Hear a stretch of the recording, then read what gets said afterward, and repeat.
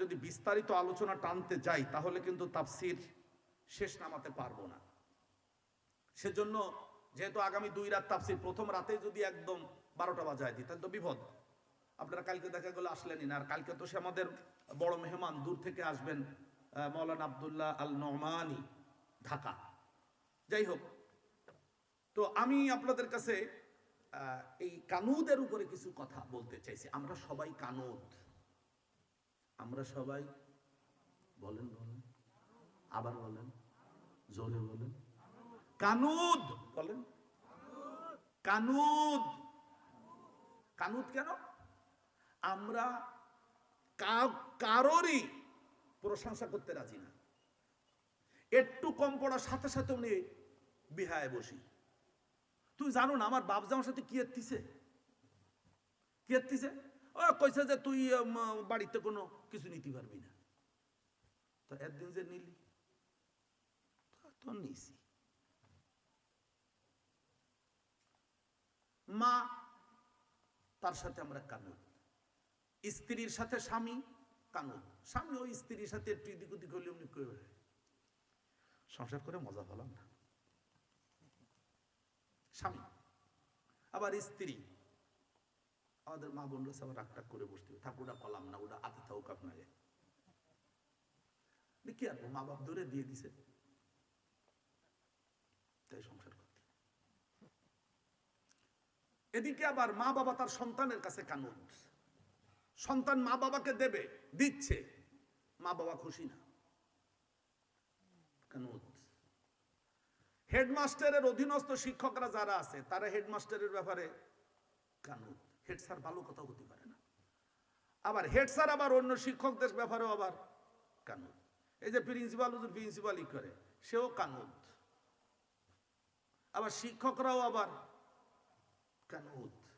না, এত কাজ করলাম, প্রিন্সিপালের মধ্যে একটা ভালো কথা কোনো সময় শুনতে পারলাম না। আল্লাহ তাআলা বলতেছেন মানুষ, মানুষের তো কানুদ হবে। ওরে মানুষ তুমি শুনে নাও, আমি তো মানুষকে সব দিয়েছি, মানুষ আমাকেই তো পছন্দ করে না। তো তুমি তো মানুষ, তুমি তো ওরে কিছু দাওনি, তুমি ওরে চোখ দাওনি, হাত দাওনি, জীবন দাওনি, খাবার দাওনি, দেহ দাওনি, যৌবন দাওনি, কিচ্ছু দাওনি তুমি। সে তোমার প্রশংসা করতে যাবে কোন দুঃখে? আমি আল্লাহ সব দিয়েছি, তারপরে মানুষ আমার। বলেন বলেন বলেন বলেন, আরো জোরে বলেন, কানুদ। আমি আরবি শব্দটা শুনতে চেয়েছি আপনাদের কাছ থেকে। আমি সব দিয়েছি, তারপরে মানুষেরা আমার কানুদ। একটু কম পড়ার সাথে সাথে অমনি একদম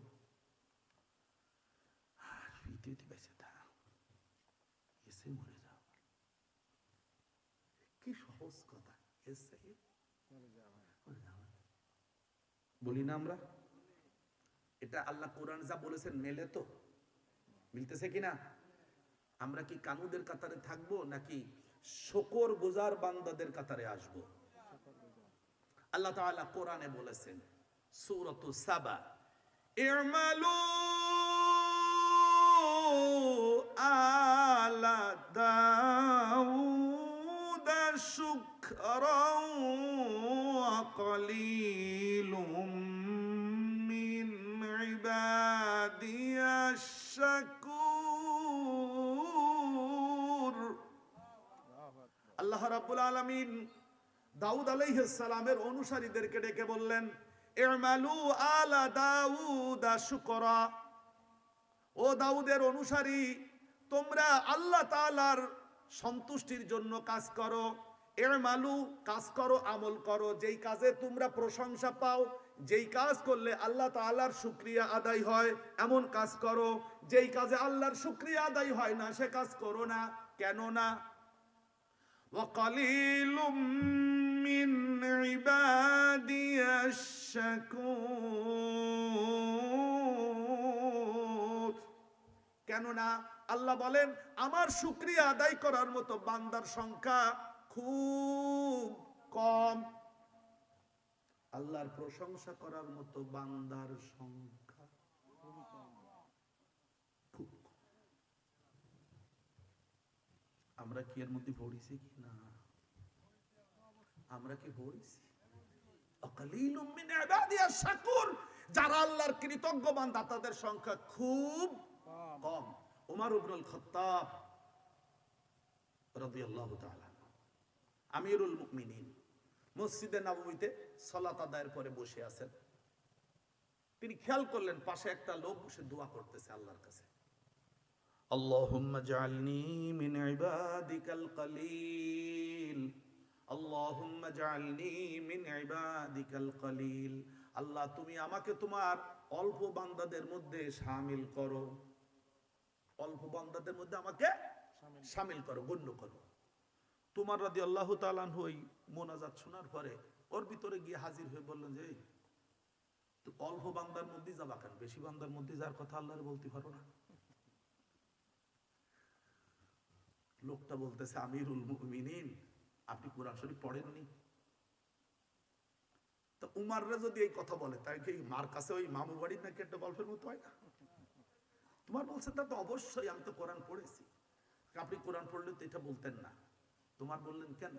তাকে আল্লাহই তো কোরআনে বলেছেন ওয়াকালিলুম মিন ইবাদিয়াশ শাকুর, আমার কৃতজ্ঞ বান্দার সংখ্যা হলো খুব কম।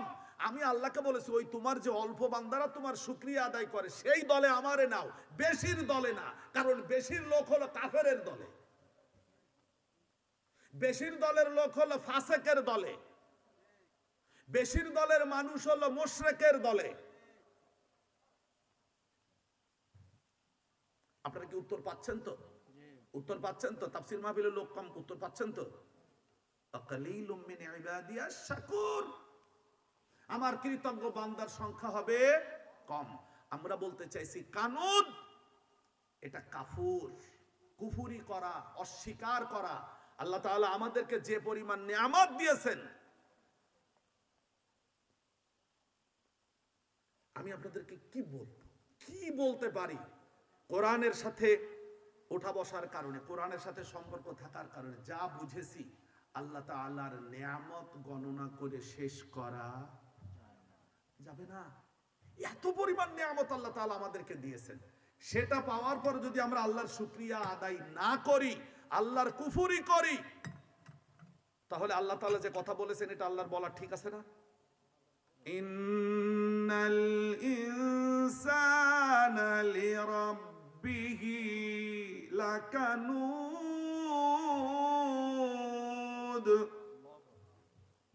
আমার সাথে একটু পড়েন দি আপনারা, ইন্নাল ইনসানা লিরাব্বিহি লাকানুদ।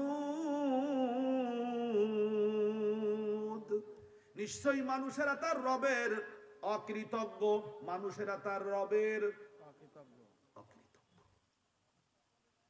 অকৃতজ্ঞের বিশাল ব্যাখ্যা, তার একদম শর্টকাট কথাগুলো বলেছি। আমরা আমাদের রবের অকৃতজ্ঞ। এত বড় একটা কোরআন আল্লাহ তাআলা আমাদেরকে দিলেন, আমাদের মালিক আমাদের পিঠের উপরে কোরআন দিয়েছেন, আমাদের মাথার উপরে কোরআন তুলে দিয়েছেন। আমরা কোরআনটাকে আস্তে করে সরায় রেখে আমরা কানুদের দলে গিয়ে ভিড়েছি। শাকুর কৃতজ্ঞ, কানুদ অকৃতজ্ঞ। আমরা অকৃতজ্ঞদের কাতারে শামিল হয়েছি। আর যারা শাকুর তাদেরকে নিন্দা মন্দ অনেক কিছু বলতেছি। আপনারা খেয়াল করেছেন না? আপনি ইসলামের পক্ষে থাকবেন, আপনাকে আজকেই গালাগালি করা শুরু হবে। আমরা ঘোড়ার চেয়ে ভালো না খারাপ? ঘোড়ার চেয়ে ভালো না খারাপ?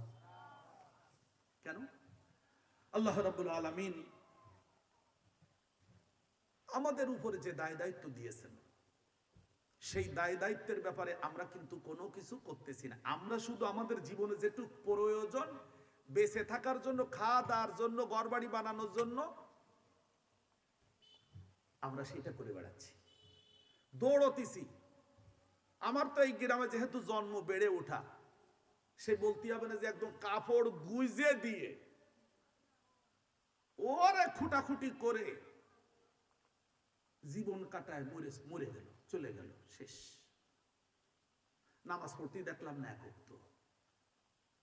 আমার দাদা একজনে কইল, ইঙ্গিতেও বলবো না, বললো যে তা নামাজ, জীবন নামাজটাও পড়তে যাবা না? তখন আমার নামাজ পড়ার সময় হয়নি। তারপরে তো গেল মারা, দাদা জানাজা পড়ে টড়ে বাড়ি যায় খলো বলে যে ও জানাজা পড়, কিন্তু গেলাম ও নামাজ পড়ার সময় হইল না। তখন আমি যথেষ্ট ছোট। করবেন না, হয়তো আমাদের কেউ বুঝায় নাই, এই কথাগুলো এভাবে বুঝতে হবে, আমাদেরকে হয়তো কেউ বলে নাই। আপনি আমি বলেন, জীবন করার জন্য, জীবন চালানোর জন্য, বাজারঘাট করার জন্য, ঘর বাড়ি বানানোর জন্য কি পরিমাণ দৌড়াচ্ছি, অথচ এর কিছুই আপনার আমার না। এই কথাটা আপনাকে আমাকে বুঝতে, আমি এটা খুব খোলামেলা বুঝি, কোরআনের কারণে আমি বুঝতে সক্ষম হয়েছি যে আমার জীবনে আমি যা দেখতে পাচ্ছি, যার পিছনে ছুটতেছি তা আমার না। আমার স্ত্রী আমার না, আমার সন্তান আমার না, পৃথিবীর সম্পদ আমার না। আল্লাহ তাআলা আমার জন্য এগুলিকে বানিয়েছেন আকর্ষণীয়, সৌন্দর্যমণ্ডিত করেছেন, যেন আমি এর পিছনে কিছুক্ষণ দৌড়াই। কিন্তু সেটা আবার খেয়াল রাখতে হবে যে যেন আমি এটার পিছনে ছুটতে ছুটতে যেন আল্লাহকে ভুলে না যাই। আমি কি বিষয়টা বোঝাতে পেরেছি? চলুন, লাকানুদ, ও মানুষ, তুমি তো তোমার রবের, বলেন বলেন পরটুক বলেন, কানুদ, সবাই বলেন, তুমি তো তোমার রবের কানুদ, তুমি তোমার রবের কানুদ, তুমি তোমার রবের কানুদ। আমরা কি কানুদের কাতারে থাকবো না ওখান থেকে উঠবো? আমরা কি ওই সেই প্রথমে যে ঘটনা বলেছি রসুলের যুগের, শেষকালে ওই যে রব, রব যে পাইছে কোন জায়গায় জানো? দেবড়ির ওই মাথায়, তা আবার খালি খালি না, মরা কুহুরি সার সাথে গলায় একই দড়ি দিয়ে বাইন্ধে শুয়ায় থুয়া, শুয়ালে কয় কৌশল করে থুয়ে দিছে, তা দেহে কলো বললে যে তুই এত খারাপ। আমরা কি ঘোড়াদের কাতারে শুইতে রাজি তো? না। এজন্য আল্লাহ রাব্বুল আলামিন আমাদেরকে সম্পদ দান করেছেন, আমাদের এই সম্পদের নাম হলো মেধা। আল্লাহ তাআলা আমাদেরকে মেধা দান করেছেন, আল্লাহ আমাদেরকে সম্পদ দান করেছেন, সুন্দর করে কথা বলার জন্য জিহ্বা দান করেছেন, দুটি ঠোঁট দিয়েছেন, আমাদের গালে দাঁত দিয়েছেন, কণ্ঠ নালী দিয়েছেন, যাতে করে আমরা সুন্দর করে রবের কৃতজ্ঞতা প্রকাশ করতে পারি। ঘোড়া তো একভাবে তার রবের, তার মালিকের কৃতজ্ঞতা প্রকাশ করেছে, আমাদেরও একভাবে প্রকাশ করা দরকার, সেটা হলো কোরআনকে পিঠে নিয়ে এখন থেকে আমাদের দৌড়াতে হবে। কি নিয়ে দৌড়াতে হবে? ঘোড়া তার মালিকরা নিয়ে দৌড়ায়, আমাদের দৌড়াতে হবে কোরআনকে নিয়ে।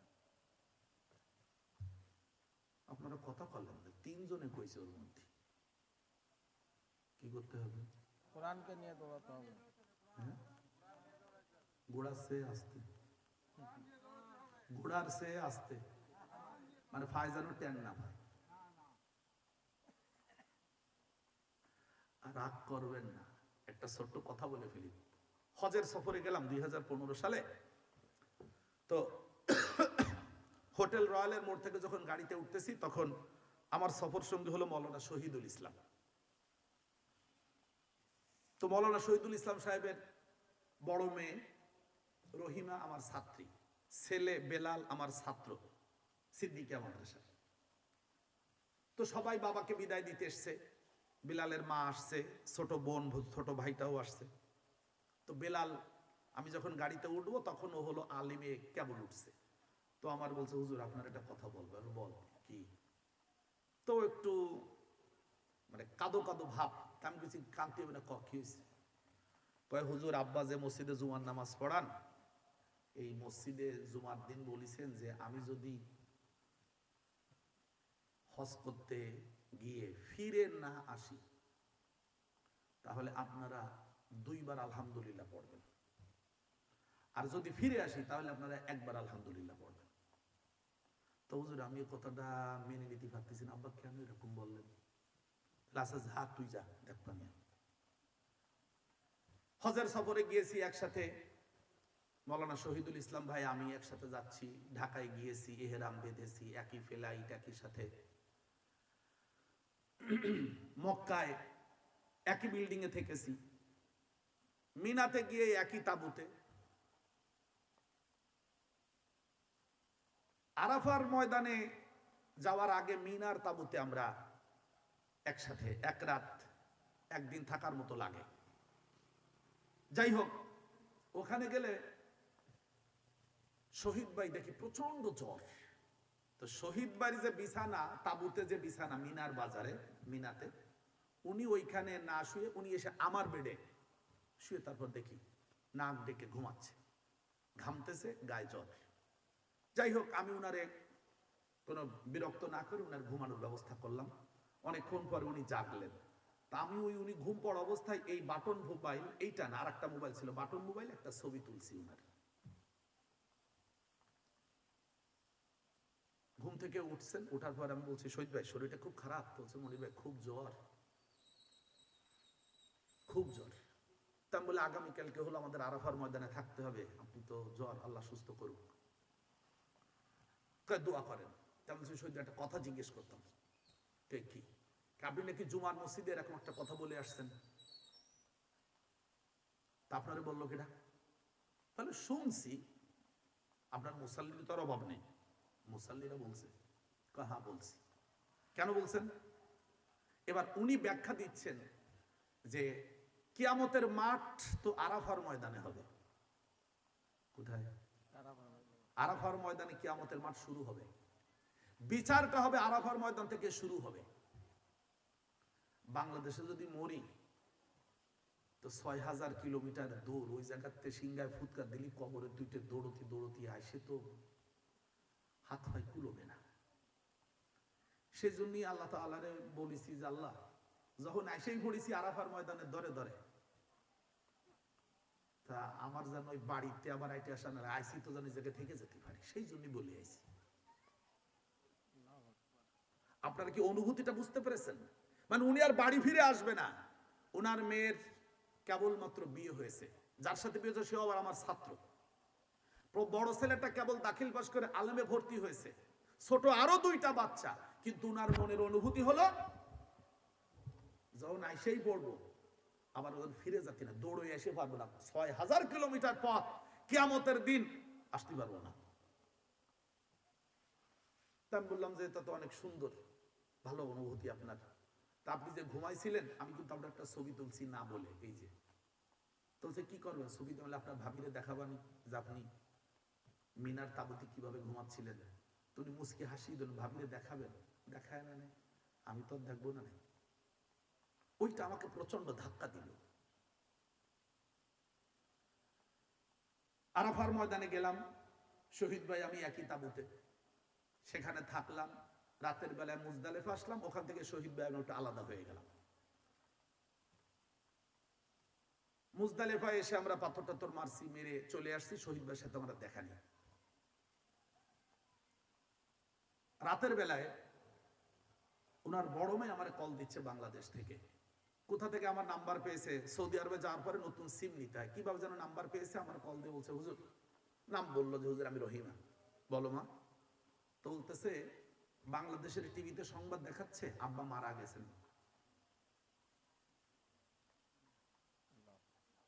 আব্বা কোথায়? তোর আব্বার সাথে কালকে সন্ধ্যার পর থেকে পর্যন্ত আমার দেখা হয়নি। তোর আব্বা মারা গেছেন। আমি কি আপনাদের কিছু বুঝাতে পেরেছি? এই ঘটনাটা শুনে আপনারা কি বুঝেছেন? ও লোকটার অনুভূতি যে বাংলাদেশ থেকে দৌড়াতে দৌড়াতে যেতে হবে কত দূর? ৬,০০০ কিলোমিটার। আরাফার ময়দান, যেখানে বিচার শুরু হবে। যখন জীবিত অবস্থায় এসে পড়েছি, তখন যখন এখান থেকে আমাদের গ্রামের মানে ঠ্যাও ঠাও মেলা দৌড়দৌড়ি আর নাগলো না, মানে কোনো মতে যাইয়ে আর কি। আমি কি বিষয়টা বোঝাতে পেরেছি? ওই সফরেই মারা গিয়েছিলেন আমাদের এই আমির আলী সাহেব, উনিও মারা গিয়েছিলেন ওখানে, সেই একই তাবুতে আমরা পাশাপাশি ছিলাম। যাই হোক, আমি কথাগুলো এই জন্য বললাম, মানুষকে তার রবের কৃতজ্ঞ হওয়া দরকার। আমরা অকৃতজ্ঞ, আমরা কোরআনকে ফেলে দিয়েছি। কোরআন আমাদের কাঁধে আল্লাহ তাআলা উঠায় দিয়েছেন। সূরাতুল আহজাব 33 নম্বর সূরা, আয়াত 72। ইন্না আরাদনাল আমানাতা আলাস সামাওয়াতি ওয়াল আরদি ওয়াল জিবালি ফাআমাইনা আন ইয়াহমিলনাহা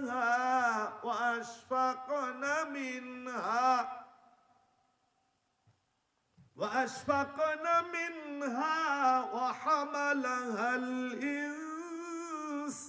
الإنسان إنه كان ظلوما جهولا। আমি আমার এই কোরআনের আমানত আসমানের কাছে রাখতে চাইলাম, আসমান অস্বীকার করলো, আল্লাহ আমি তোমার এই বড় বোঝা বহন করতে পারবো না। আমি এরপরে এই আমানতকে পৃথিবীর উপরে বললাম, তুমি আমার আমানত বহন করো এই কোরআন। পৃথিবী বলল এটা ভারী, আমি এটা বহন করতে পারবো না। কোরআন ভারী, কোরআন। আল্লাহ বলেন আমি শক্ত পাহাড়কে বললাম তুমি আমার আমানত বহন করো। পাহাড়ও বলল আমি গঠনে শক্ত হলো কোরআনের মতো ভারী জিনিস বহন করতে পারবো না। আল্লাহ তাআলা বলেন ওয়া হামালাহাল ইনসান, মানুষ আমার এই বোঝা বহন করার জন্য নিজেরা এগিয়ে এলো। কারা গেল? ওয়া হামালাহাল ইনসান, ইনসান, ইনসান মানে মানুষ। এই আয়াতের মধ্যে আমরা তাই পাচ্ছি 6 নম্বর আয়াতে ইন্নাল ইনসানা লিরাব্বিহি লাকানুদ, নিশ্চয়ই মানুষেরা তার রবের অকৃতজ্ঞ। তবে তারাও অকৃতজ্ঞ না যারা কোরআনকে বহন করার জন্য নিজেরা এগিয়ে এলো। কারাও অকৃতজ্ঞ না? কোরআন বহন করতে চাইলো। আপনারা কোরআন বহন করতে চাইবেন না? কোরআন বহন করবেন না? কোরআন বহন করতে চাইবেন না? আপনারা বলেন, কথা বলেন না কেন? আপনারা যদি কোরআন বহন করতে না চান তাহলে আল্লাহ তাআলা আমি সহ আমাদেরকে ধ্বংস করে দিবেন।